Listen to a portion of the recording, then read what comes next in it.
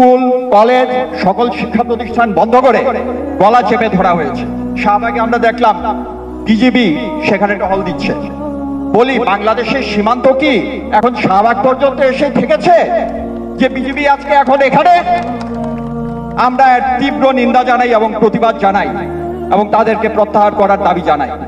52 ভাষা আন্দোলন তার যেরকম একটা রাজনৈতিক ফলাফল ছিল অতি উচ্চ পর্যায়ে, এবারের এই আন্দোলনের ফলাফল একই রকম হবে না, কিন্তু তার একটা সুদূর প্রসারী প্রভাব এখানে কিন্তু ঘটবে।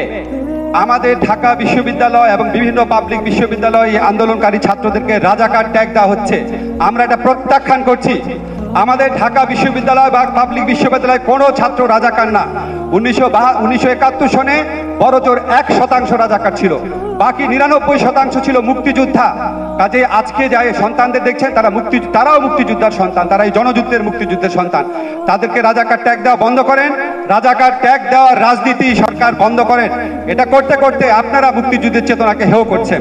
সেকেন্ড কথা হচ্ছে, আমাদের ছাত্রদের উপর যারা গুলি চালিয়েছে, মেরেছে, এটা হচ্ছে ফৌজদারি অপরাধ, এটা হচ্ছে মার্ডার, এটা হচ্ছে কালপাবল হোমিসাইড, এটা মৃত্যুদণ্ডযোগ্য অপরাধ। অবশ্যই এই অপরাধের বিচার করতে হবে।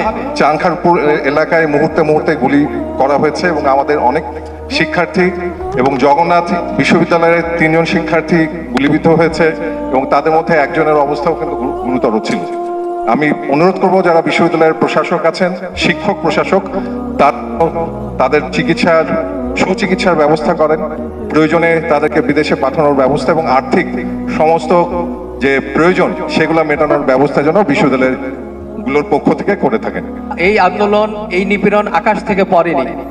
বছর পর বছর নিপীড়ন চলেছে ক্যাম্পাসে, এই হলগুলোতে, এবং বিশ্বের কোনো সভ্য দেশে এটা চিন্তাও করা যায় না যে একটা ক্যাম্পাসে একটা ছাত্র প্রতিদিন নিপীড়িত হয়, তার হলগুলোর প্রশাসনে কেউ থাকে না। প্রশাসন হলগুলোর শিক্ষক নামে মাত্র চালায়, কিন্তু হল চালায় আসলে তার আরেকজন ছাত্র, এবং তার কথায় তাকে তার জীবন ধারণ করতে হয়।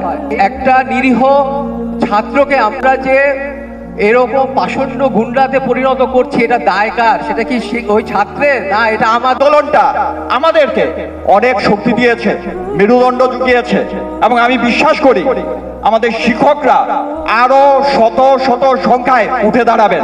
এই আন্দোলন কোনো ঘটনা না, এই আন্দোলন অনেকগুলো ঘটনার একটা ছোট্ট টিপস অফ দ্য আইসবার্গ আমরা যাকে বলি, ছোট্ট একটা স্ফুলিঙ্গ মাত্র, একটা মুহূর্ত মাত্র। আমরা আসলে বিশাল যে ছবিটা সেটাকে যদি নজরে না আনি, সরকার ভাবছেন যথেষ্ট ভাত ছেটানো হয়েছে, পেশাজীবীদের মধ্যে যথেষ্ট বেনিফিশিয়ারি তৈরি করা হয়েছে, উচ্ছিষ্টভোগী তৈরি করা হয়েছে, শিক্ষকদের বহু শিক্ষককে কিনে ফেলা হয়েছে,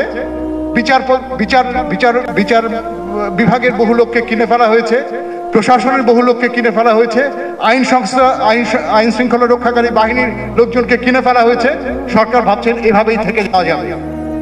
আজকে দেশে যা কিছু ঘটছে তা কিছু এই সার্বিক অগণতান্ত্রিক অরাজক পরিস্থিতির ফলাফল। ছাত্র কেন, শিক্ষক কেন, কাউকেই রাষ্ট্রের প্রধানমন্ত্রী এরকম তুচ্ছ তাচ্ছিল্য করে কথা বলতে পারেন না, কাউকেই মেরে ফেলার ম্যান্ডেট দিতে পারেন না, কেউ তার বিরোধিতা করলেই তাকে রাজাকার বলে কোনো ট্যাগ দিয়ে দেওয়া যায় না।